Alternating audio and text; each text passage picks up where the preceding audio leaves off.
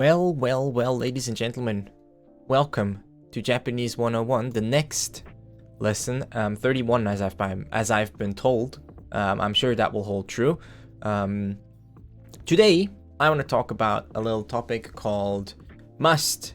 It has to do with have to do, must do, how do you express I have to, or I need to, or I must.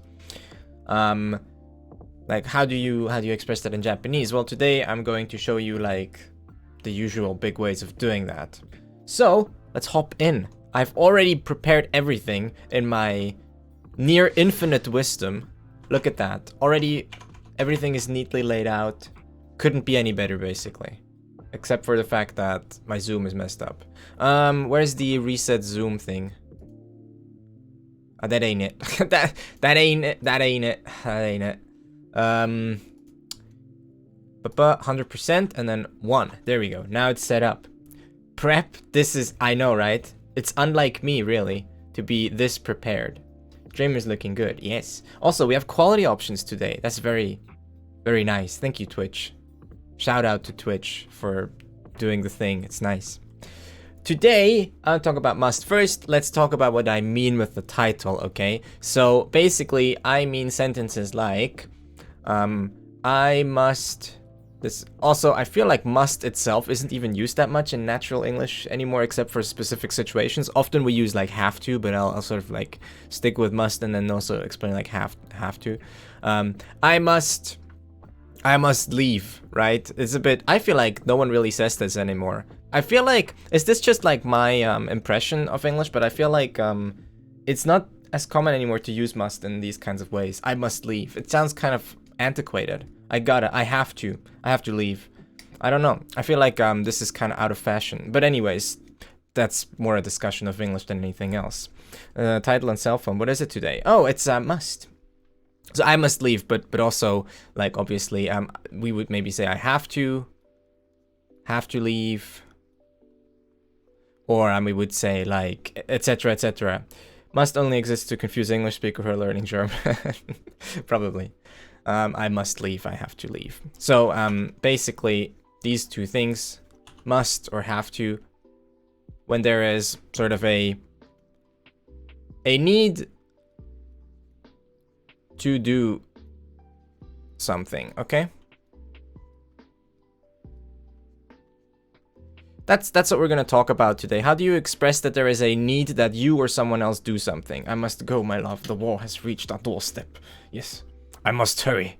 It's because Americans have a phobia about being formal. That's maybe true. So, yeah, we want to talk about like nakadama. So the tricky part about must constructions in Japanese is that Japanese will always use a double negative. Okay, so we will use a double negative to express this, okay? And that's going to be the tricky part for today, but once you've got your head wrapped around this, then in JP, once you've got your head wrapped around this, it should be okay. I hope it's going to be okay. It's going to be okay. I'm here for you. Let me hold your hand and we'll get through this together. Only if you want to, of course. I'm all for consensual hand holding. So Japanese will use double negatives to express this, and we'll see how that works. Okay, but this is sort of the important part for now, is that, okay, we're going to talk about, like, how do I say that there's a need to do something? I have to go. I have to do this. You have to do that. You know, I can't do this. I can't do that. Like, can't as in, like I mustn't do this. Like, literally, there is a need for me not to do something. Hey, Wasev. 11 months. Thank you for the resub. How have you been doing? And that's what we're going to talk about today, okay? Yay! Yes, it's true. That was a nice example. Oh, damn! Jinx-tan! Oh, arigato. Thank you for the resub as well. Thank you. Must for uncertainty in English. They must not be feeling well. Yeah, someone brought this up earlier as well. Do note that that is not what we're going to talk about today. We're not going to talk about the degree of certainty with like, oh, they must be doing this, or they must, oh, they ought to be doing. That's not what we're going to talk about today. We only talk about a need, or like like a need to do something or a need not to do something. So basically there's a few ways in Japanese to do this, okay? And they involve double negatives. So whenever you have a must, what you actually say in Japanese is you use three things, okay? You use a negative, conditional plus a sort of negative consequence, okay? Let's call it a negative consequence. I guess I could shorten consequence to consequence, maybe. You know what I mean, right? Negative consequence. This will take the form of if not bad. Kind of like that, okay? That's the basic way of thinking about must constructions in Japanese. Like, what are we saying? If not bad. So how would we apply this to what we said before, like, I have to go? Well, what would be sort of this phrasing of I have to go? What would be like, well, if I don't go, bad. So it would be bad if I don't go, which implies the sort of reverse relation of I have to go. That's how Japanese does it. Shinakia ikenai. So yeah, we're going to look at a lot of these forms. Usually leave the consequence out. Yeah, so we're going to talk about like how the basic form works and then how it actually manifests. So this phrasing, I will actually leave the I will leave this part because it's very, I mean, it kind of sums everything up, doesn't it? Well, so we'll leave this here because it sums it all up. That's not too bad. It's pretty good. Okay, there's a few ways to do this. Generally, we can do two ways of phrasing the if not part, okay? So the if not part will usually be phrased either as any sort of negative always is like nai, right? We've talked about how negatives always have like something, and in their plain form they always end with like nai, right? That's the cool thing about Japanese. It's pretty consistent in this. All negative verbs in their basic conjugation, they're all something with nai, which is good for us because then we can kind of just worry about how do we conjugate nai. We don't actually need to know anything about the verb. We can just be like, oh, how do I actually conjugate nai?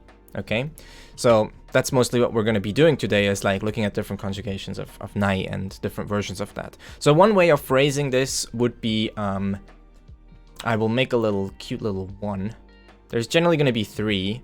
And we'll talk a little bit about the differences, but I'll tell you already, the differences aren't really that big, okay?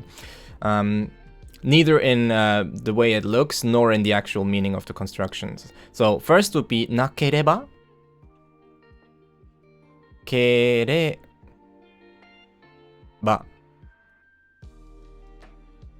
Nakereba, okay? Now, if you've paid attention during our conditional episode, then hopefully you remember the reba or kereba conditional. By the way, this is the exact same conjugation that you would do for any sort of e adjective as well. So oishii would be oishikerebba. So it's the same conjugation for the it's the same conjugation for any e adjective and also nai. Explain urgency and seriousness or stuff? It depends, probably not. Hey Pinch, how you doing? Naranai, yeah. Patience. Nakereba, right, is if not. That is the if not part, nakereba. It can also manifest as number 2, which will look like this. I feel like my first na was way nicer. Let's try and emulate that, huh? Yeah, that's better. The second one is generally going to be nakutewa. Now, you don't really have to worry too much. May I leave then? No, not yet. Please wait until the lesson's over. Thank you. Nakutewa. And the third one is going to be from the formation is probably going to be the easiest one, which is you simply keep the nai and you add to, which is just the direct sort of conditional. I'm worried. No, don't be worried. Nai to. So if you need sort of a review, especially of this to and this kereba here, I urge you to watch the episode on conditionals. Is 2 the least common option? Not necessarily, it kind of depends. I'll talk a little bit about it, but not for now. For now, let's just look at all of them and then let's compare them later. So if you want to know more about why it's kereba and to and what they mean, please go look into conditionals as well.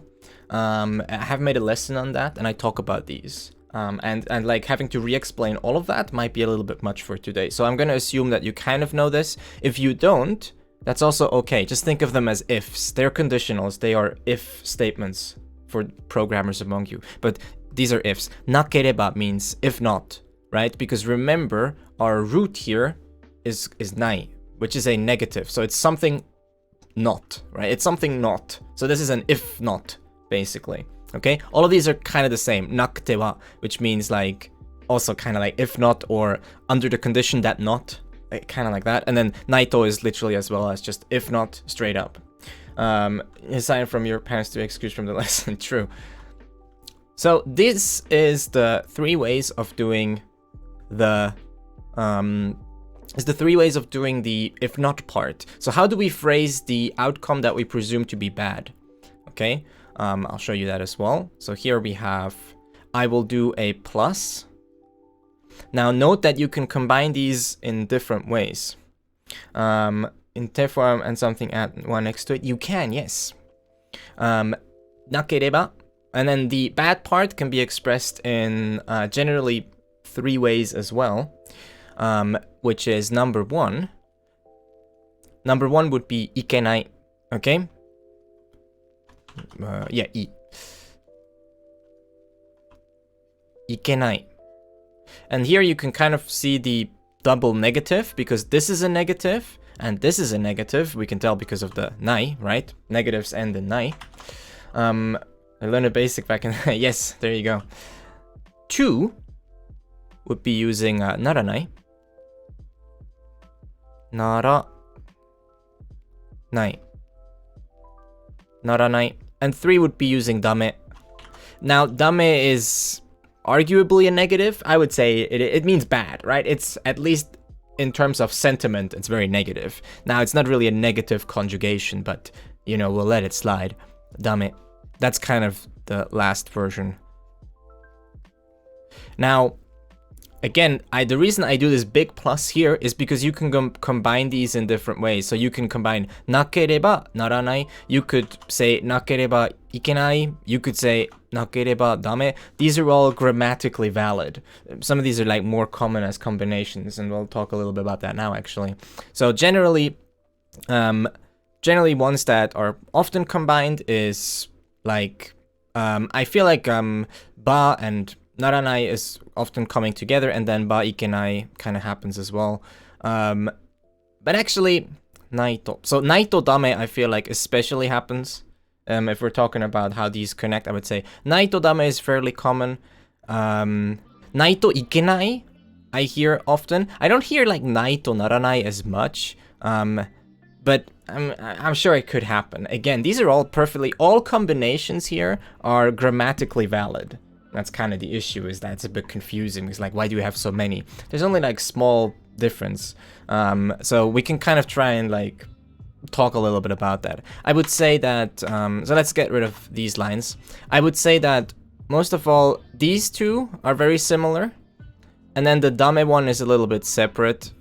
It means the same, but the nuance is a little bit different. So generally, when you have, and I would kind of make the same distinction over here, where these 2 are extremely similar, and then this is maybe a little bit stronger, like it stands a little bit separate. So I would probably like split it up like this, where these 2, honestly, they are very, very similar. You can like read about it online, and a lot of people make comparisons. For example, a lot of people would say that number 2 is probably more formal. Okay, number 2 is probably a little bit more formal than number 1. Okay, and then they would say that like 3 is probably a bit stronger because of the to is generally a stronger conditional. So 3 is probably a bit stronger, like a stronger statement, like I really have to do it, kind of like that.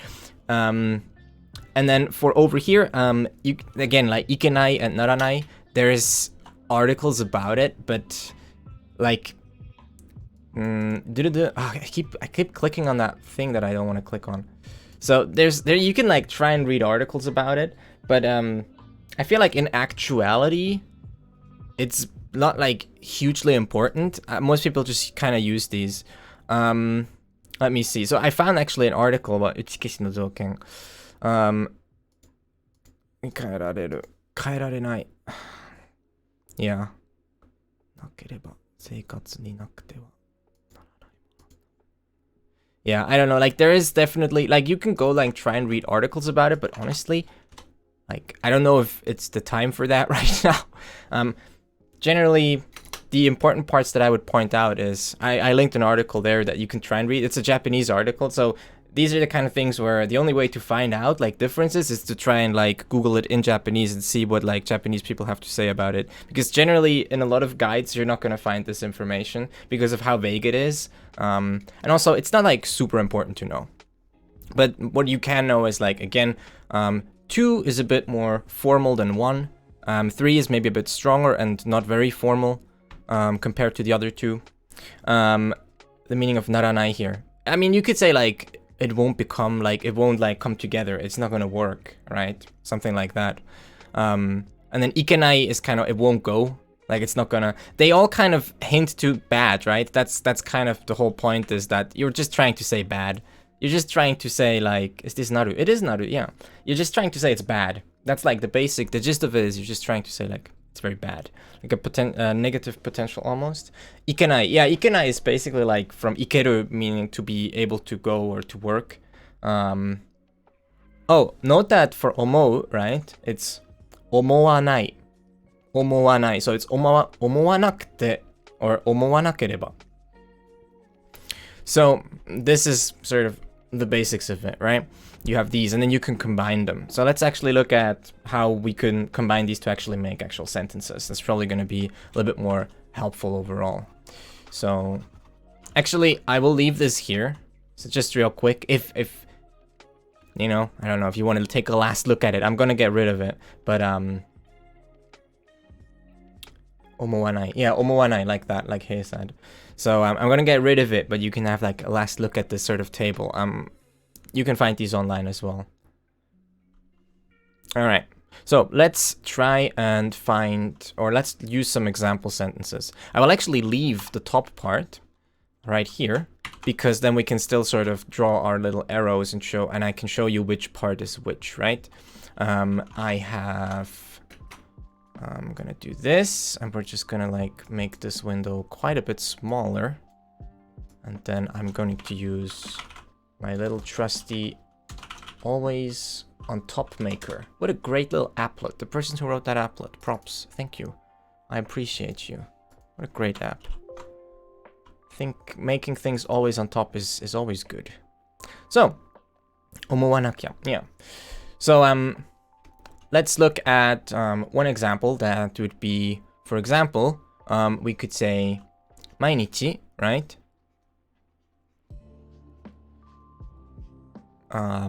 Mainichi. Mainichi means every day. Gakko.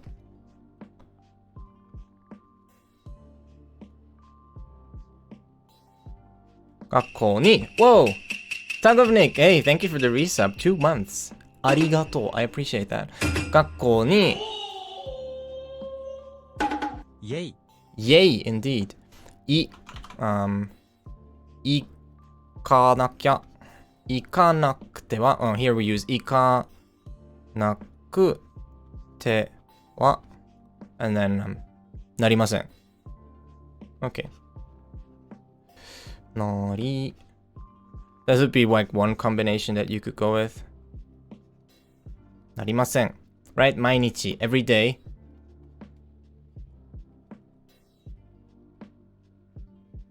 And then gakko ikanakute wa naranai. So which part is which, right? We have the if not. Well, that's the ikanakute wa, right? If not.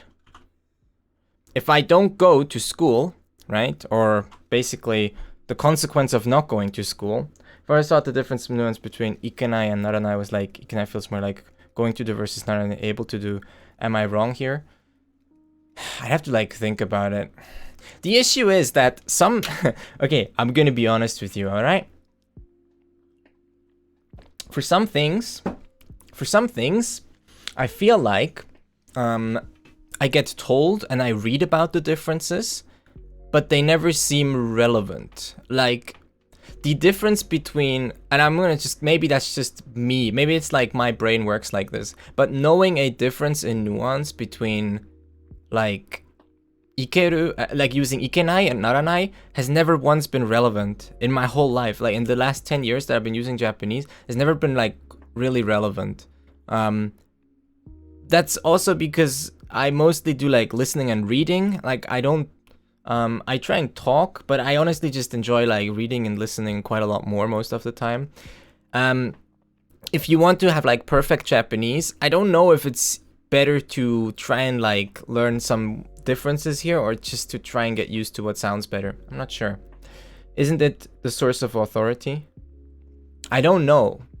We can try and like find an article about it. The thing is, right, I've looked this up so many times and I read like different explanations every time. Like even Japanese people give like way different explanations almost every time I read it, which has kind of shown me that, well, it's probably like there is a difference, but it's like so nuanced that no one can really quantify it in a way that would be understandable. So these things I generally just leave up to my brain and be like, hey, you'll figure it out, right? And my brain is like, yeah, dude. And another reason why it's never really relevant is what we're going to talk about in a second, is that most people will not even say this part. Mainichi means every day. Like most people aren't even like gonna say that's the funny thing, is that in reality this part is most often not even mentioned. It's kind of omitted. Almost in casual conversation, it's almost always omitted, so it's kind of ironic. Like if you can almost always omit it and it means the same, then I feel like spending a ton of time trying to understand nuance isn't the best in learning the language. Yeah, I totally agree. You should spend a reasonable amount of time understanding these nuances, but not a like long amount of time. So, 毎日学校に行かなくてはなりません. Basically, it just means that, and here the bad part, I'll make this white. That's the なりません, right? So, it's not gonna happen, it's not gonna be good, not gonna be good, something like that. It's gonna be bad. I have to go to school. Why does it mean I have to go to school every day? Well, it means, literally translated, it means that if I don't go to school every day, it's bad. I just feel like a really good grasp of nuance there. I also write a hobby, so language is kind of my hobby in that sense. Yeah, that's fair, right? But that's, I think your hobby just pertains to producing language more than mine would. I'm saying, like, this is very subjective. Like, I don't know if the difference between naranai, ikenai is going to be as irrelevant to you as it is to me, but if I'm gonna be honest, to me it is pretty freaking irrelevant. It hasn't seemed to really matter ever.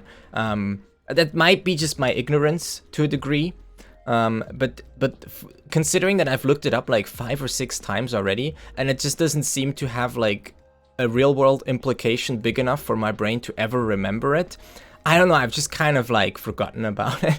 And you can try and look it up, and we can try and find articles about it later. And I'm sure it's going to be interesting, but I don't know if it's like super important to really remember it. At least to me, it never has been. But there's a bunch of these examples where maybe your time is better spent learning a more broad view of grammar rather than a deep view of grammar. Yeah. Okay. So that's the basic gist of it, is like, not, if not, then bad. Okay? If not, then bad. All right, let's do another sentence just to hammer this point home. I'm gonna look for another combination of stuff. Boop, boop, boop, boop, boop, boop, boop. If not, then bad. I mean, the formation itself is fairly simple. If not, then bad. We can use... Okay. There. How about this one? We can do 宿題をしなければダメだった。So how about this? Like 宿題 means homework.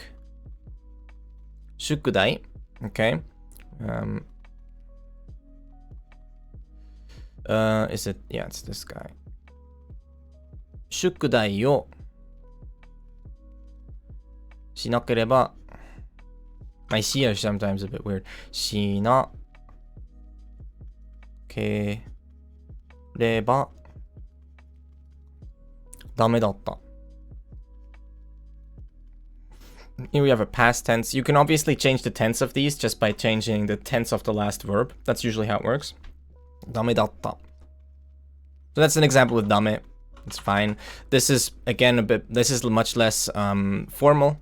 You can already tell that it's kind of casual by the fact that we don't use any sort of polite form at the end. 宿題を、homework をしなければダメだった.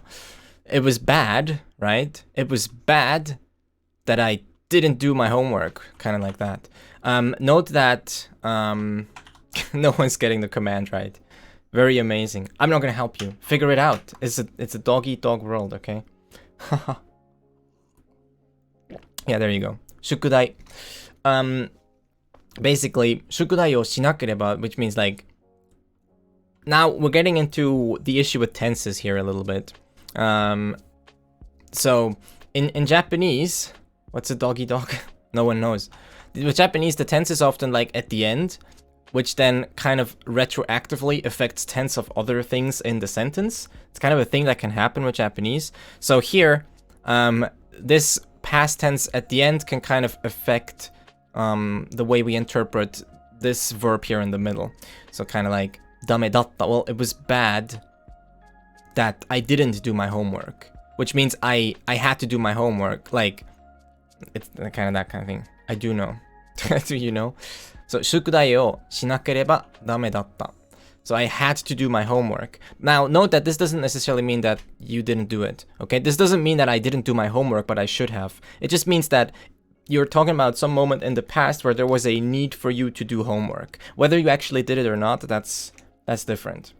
Okay? So just note that this is basically saying like, simply translate it to had to do homework. That's kind of just a translation. Had to do homework.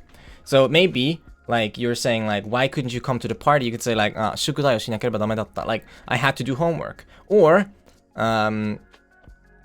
like, 宿題をしなければダメだったのに, even though I had to do homework, I didn't.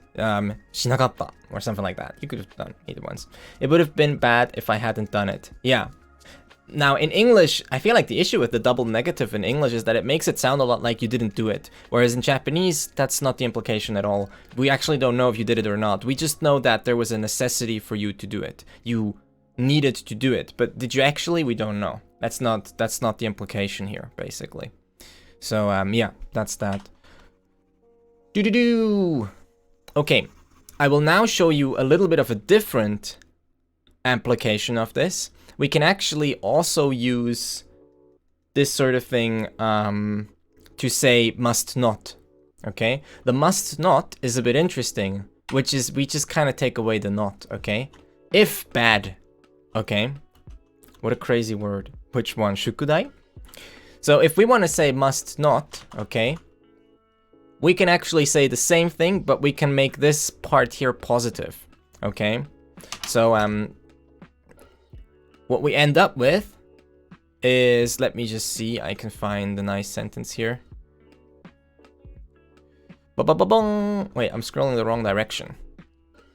So note, like, if we go from a double negative to a simple negative, we go from must to must not, or have not, I have to not do this, right? Okay, there we go. So we have, again, a few different ways of doing this. Must, no, must not. Right, in my title, it does say must. One must. Yeah, okay, I didn't actually put it in there. Cool. Minaito. So, if we want to say must not, we can just kind of change the first three versions to the positive equivalent. So that would be 1. We would have, instead of nakereba, we just have ba. Just the ba conditional. Okay, ba conditional. For 2, instead of nakute we just have tewa, just the te form plus wa, which can also be dewa. And in 3, it's the same, it's just the verb plus to. Okay? And then we just combine with the old, like the other 3 that we saw before, which was like ikenai, naranai, and dame.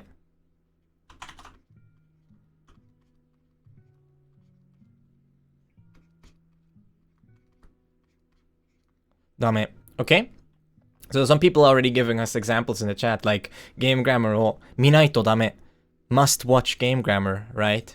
Minaito, of course. Oh, sorry, yeah. So the example that Pinch gave was still an example for the old structure, or for the must, because minai is a negative. So if not watch, then bad. So must watch. Minaito dame. Minakereba ikenai. Yeah, must watch this channel. Mireba dame. Hentai o mireba dame. Actually, I guess that's the one exception, okay? You can't say this, because here, because here it doesn't really work. Like the badame, that kind of doesn't work. With like, I just realized that thinking about it with the like mireba dame, because that still means, I guess, no, actually that's fine. Mireba dame, you shouldn't. I guess it's fine. It's kind of more like, it's bad if you do it, but I guess that's what they all mean. No, never mind. I take back what I just said. I just confused myself. Yeah, these all kind of work for I must not. Mireba dame means basically like, if you watch it, it's bad. So it kind of means you mustn't watch it, or you shouldn't watch it, or you can't watch it, right? Sabu shinakereba naranai. True. If you have Twitch Prime or whatever it's called now, I don't even know anymore.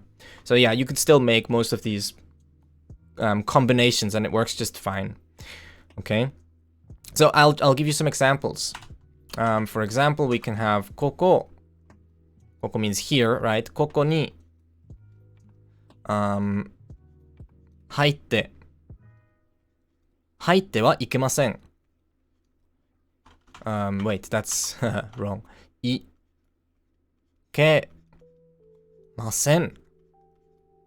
Koko ni haitte wa ikemasen. You mustn't come in here. You must not enter, right? You can't enter. Koko ni haitte wa, this is hairu, right? Hairu, to go in. Haitte wa ikemasen. You mustn't come in here. Okay. Did I also, I think I wrote the wrong version. Wait. Sorry, my fault. Alpha pointed it out. Haitte wa ikemasen. It's a bit of a tricky one, isn't it? But yeah, I got confused. Koku ni haitte wa ikemasen. You must not come in here. Okay, that would be simply taking te wa and adding ikenai. Okay, haitte wa ikemasen. You mustn't come in. Okay, you mustn't enter. You cannot enter. You shall not enter. Anything like that. It's teaching me stuff. Is the wa also missing? Did I not write the wa? Maybe I'm just losing my mind. Which one is a quick one? Hayaku nete wa narimasen deshita. Ah, okay. Well, I guess that's a bit of a contrived one. Sore o tabete wa dame. We could do that. So... Sore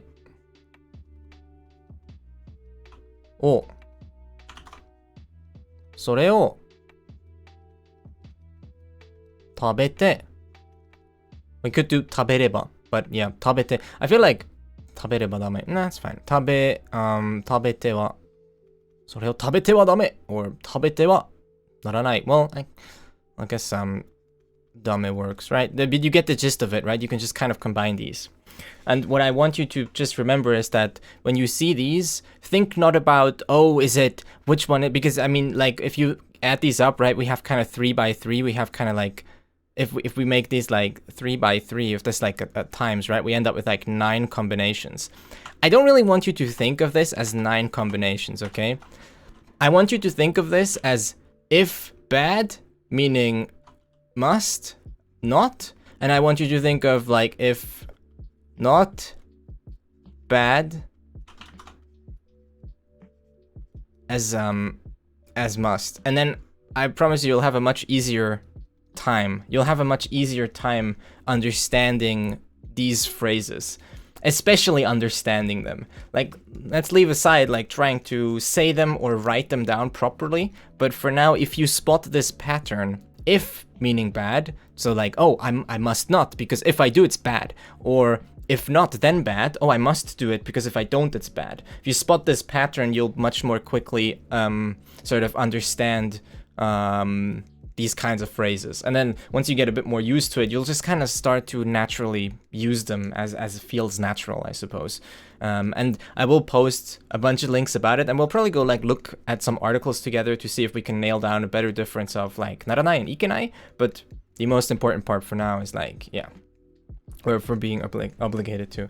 Yeah, man, it really boils down to the sort of indirect nature of Japanese phrasing. So, because chat is going crazy already, we're gonna talk about the contractions now, okay? So that you can all rest easy. You can put your worries to rest. Yes, we'll talk about the contractions. And there is only one correct answer, so don't worry about it. No ambiguity. In this case, at least. Contractions, so that people may finally... contractions. No, once and for all. Now, as is so often the case with Japanese, saying very long sentences like nakute wa naranai is kind of a pain in the ass. So when, especially in spoken language, most people don't really bother because it's too long. Except for the to variant, which is already kind of short, nicely. Nai to dame. That's kind of a very casual thing to say as well. So we have contractions. Namely, we have the fact that... give me 1 second. We have the fact that nakereba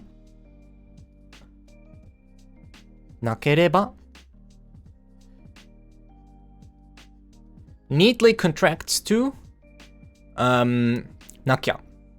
Okay? This whole thing contracts to the two sounds nakya. For some reason I keep like nakya. Nakya. Okay, nakereba contracts to nakya. Nakute wa generally contracts to nakute wa just contracts to nakcha. That's the general thing. Nakcha. Nakucha. Okay, nakcha. Minakute wa minakya. You had an extra... Wait, nakucha. Ah, minakute wa minakcha. Yeah, desho ne. Yes. Nakcha. Okay, that's the basic. And then ba, like, to doesn't contract because to is already short. Okay? Nai to dame, that's already like the shortest way of saying that. Okay? So, these are the contractions. And most of the time in spoken language, you will probably leave out the condition afterwards. To give you an example, a very short way of saying like I have to go would just be like ikanakya.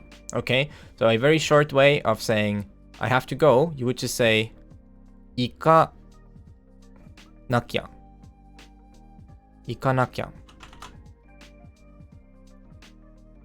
Ikanakya. I have to go. Because most of the time the like ikenai part, it's kind of like we already know like where you're going, right? Ikenai, right? We know where you're going with this sentence. You don't have to say this. Like we understand if you say ikanakya. This means ikanakereba. One wouldn't usually say like ikanakereba if you weren't going that way. And if you really want to say something specifically that isn't to do with this construction, like ikanakereba yokatta no ni, right? That would be different. But generally, if we leave it out, it is assumed that we mean a ikenai or naranai. Okay, so if we want to say something that isn't I have to, then we would specify. But if we don't specify, most of the time, now no, it's not always the case. Once again, context matters. But without the context necessary to prove us otherwise, we will just assume that ikanakya means I have to go. Ikanakya is short for ikenakereba naranai. It's like a short or informal form. Yes, this is mostly used in spoken language. Like you wouldn't... Hey Turkey, how you doing? This is mostly used in spoken language, especially these things is mostly a spoken thing. Now, I have to point this out, okay? Just because sounds a bit like, it sounds a bit weird, but I'll say this to really hammer this point home. Just because something is spoken language doesn't mean that you'll never see it in written form, okay? This is very important. Spoken language doesn't mean that it cannot be used in writing. That's not true. When we write, for example, on the internet, we write like we speak, right? So if you're online, you'll see this all the time. If you have a book and the character is speaking then of course they will write like this because it's supposed to be speech. Okay, if you're depicting speech, then it's not uncommon to see this in writing because we're depicting speech. Spoken language doesn't mean that it never shows up in written form. Spoken language means that in spoken language and the depiction of spoken language it's used, okay? Or like manga and other stuff, or anime, whatever. Well, I guess anime is already spoken, but in manga you have like a lot of the speech bubbles are direct speech, so it's only natural that they would depict natural like spoken language, okay? Just keep that in mind. I'm not sure if that's a thing that people worry about, but I just want to kind of make it clear. Like, spoken language doesn't mean like, oh, you're not allowed to use this when you write. That's not true. You can use it, especially when you're speaking casually online. Like, you're basically speaking. You're not writing a letter or an essay, okay? I assume that every language people talk in slang and stuff. Well, yeah, it's kind of like causal language. Yep, yeah, basically. So there you go. Now, real quick, we also have one cool thing is that so this one I won't talk about. There is also the application of the short version of just the tewa. So it turns out that actually there's two parts to this where did I wrote naketewa. It's nakutewa, okay? Make sure that's a mistake of mine. Nakutewa. So note that actually, if we're being specific, it is simply the tewa that shortens to cha, which is a thing that happens. Nakutewa. Cha. Cha, okay? If we're being very specific, it's only that part that shortens. Because if you notice, the naku part was actually the same. Nakucha, right? Naku stayed the same, and cha got added. Okay, so specifically speaking, the contraction itself only happens on the tewa. That means that there is also a contracted version of the positive version of this, where we don't have nakte, but rather we just have tewa or dewa. So let's talk about this now. So I will quickly make some space here. Now, what if we didn't have naktewa? Because no, naktewa is a negative. It's the te form of nai, okay? So naktewa or nakte.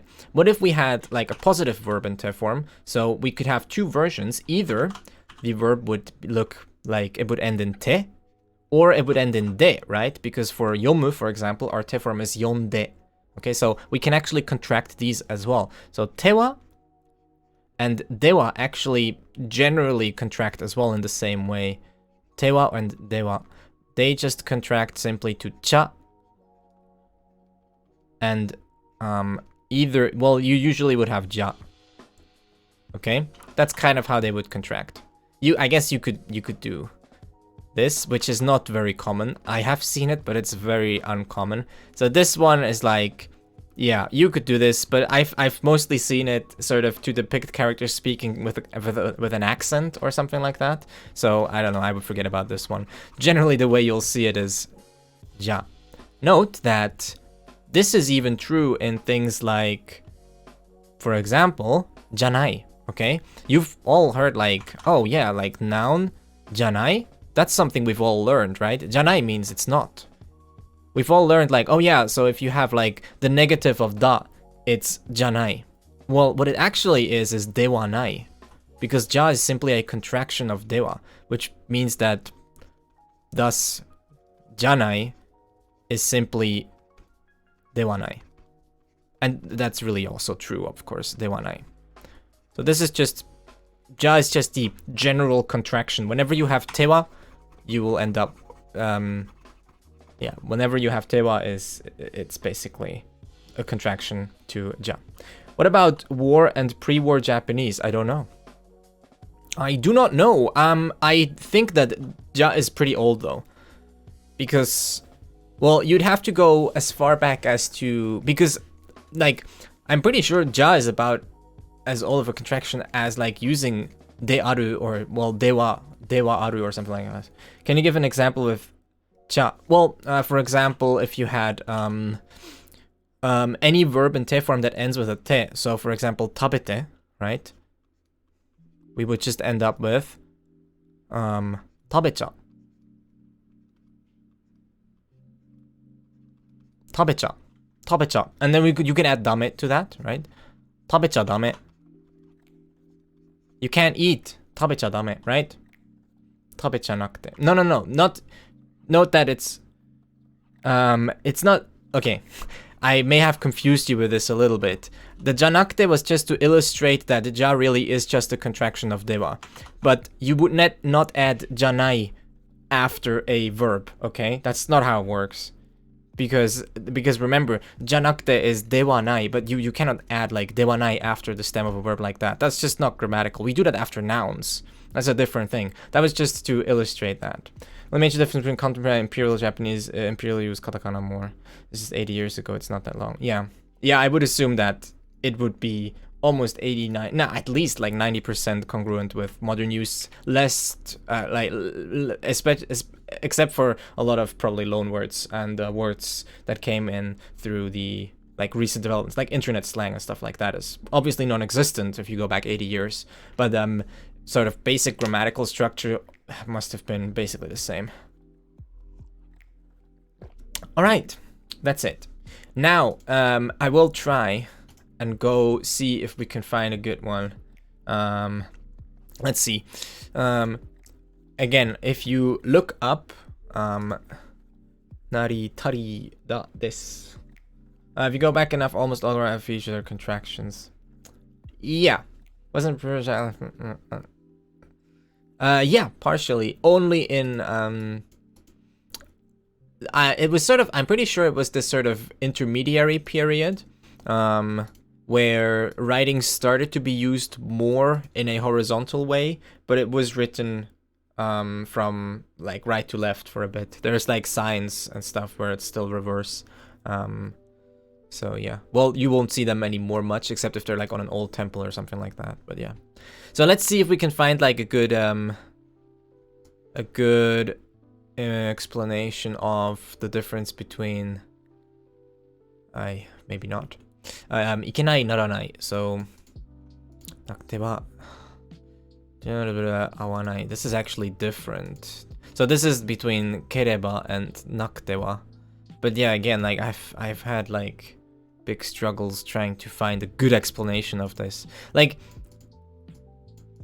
you can find so many Japanese people telling you, oh, the difference is basically the same. ほぼ同じ意味です。使います。なければとなくてはだと、なければの方が他に選択の余地がない切実な感じがします。Okay, なくてはの方は自分の意思を感じます。Now this person here says that personally they feel that using なければ makes it seem like there were no other choices in the moment, whereas なくては makes it sound more like it's a personal choice that you had to do it.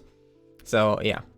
学校に行く日は it should be 行く日 Don't put stems in front of nouns. Always sentence ending forms.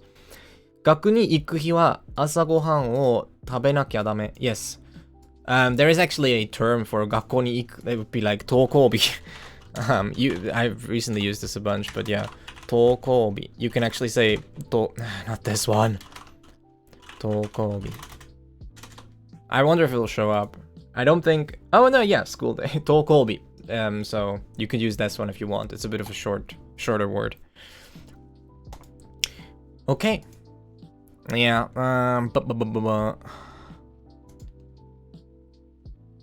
no. 登校 means going to school. Yeah, I don't know. Like, you can Google about this, but every time I try and find a good answer, I just end up finding like a million different takes that all have slightly different implications. But when you think there's no other choice, when you've been told it's rather a burden to you. Yeah, see, this person here is just giving like a different explanation again. Like you see, you read so many different choices. I think this is truly one of those things where it's so vague that even the people that understand it aren't really able to phrase it in a way that makes it clear to anyone. It's just one of those things where it's like so nuanced. Most people just do it by feeling, and they often don't have a way of putting those feelings into words. Like I'm reading a Stack Exchange one right now that says something slightly different from the one that was by the native speaker earlier, which said something slightly different from the Chiebukuro. It's all like, they're all like slightly different. So yeah. I don't know. My advice is don't worry about it, okay? It's the world of internet. I have a million different opinions. Yeah, but generally, if something is fairly clear, especially with grammar or stuff like that, you'll be able to just, like, find the answer. But if you can't find the answer, often it's really just too vague, or it's just a language thing. It's just, you know, I'm just a person on the internet, though, Beth. Don't trust me too much, but I'm honored. So, yeah, just don't worry about it. It's beautiful outside. What are you doing? Something like that, right? Alright. I think that shall do, okay? So, if you have any questions specifically, then, yeah. It's all of the time. Yep. Though you have different ways of doing things, you're very clear and easy to understand. Thank you. I try to. Hoping able to read Genji Monogatari, but guess what? Text written 1,000 years ago, it's kind of hard to read. Yeah, 1,000 is a lot. 100 years is a lot. For writing, I feel like, especially. I feel like, ironically, even though I'm not sure how much spoken language has changed, I feel like writing has changed a lot over the last 100 years in Japanese, but also in general. I chose this internet person. Yes. Internet person, I choose you! Nakareba versus Naito. I would say that the difference kind of boils down to the ba conditional versus the to conditional, where Naito is just often used to say that something is like really, really strong. Like, Naito dameda really means that, yeah, no, you just have to do it. There's just no other way, right? Like, the other thing is not even, like, conceivable, basically, but yeah. Or it's like, yeah, it's like, you have to, like, there's just no other way, that kind of thing. Open to improve and you'll be fine on the long run. Yeah, should be fine. And again, the main point of today's lesson was to show you this construction and to help you understand it and how it works and like how the double negative works and stuff like that. That's the really important part. Like if you have any takeaway from today, it's what I mentioned earlier. Find these patterns. If not bad, then you're like, oh, he's trying to say I must do this or I have to do this. If you find if bad, then you're like, oh, he's saying I can't do this. That's basically it. Or I don't need, or I can't, yeah, I mustn't do this. Yeah, but I feel like even in like all countries, right? Late, will you upload this to YouTube? I do want to upload all of them to YouTube. Yes, I'm just a bit behind, but they are coming. So if you've been keeping up to date with YouTube, you see that like uploads are kind of slowly trickling in. Okay, stumbling in. All right, I think this is a good place to stop the episode for now. And then after that, we can do some reading if you feel so inclined.